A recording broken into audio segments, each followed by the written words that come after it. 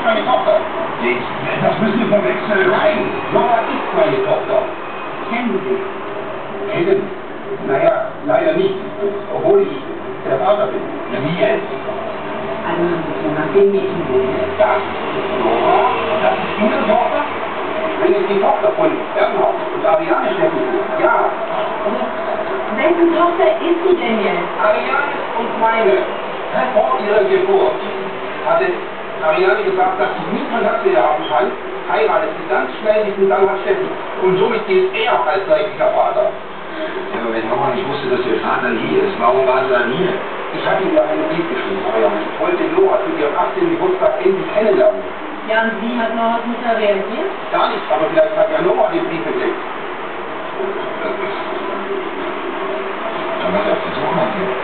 Als ich gestern Morgen zur Frühschicht gekommen bin, hatte ich sie hier gesehen. Ich bin mir ganz sicher, sie ist mit Bruno rausgegangen.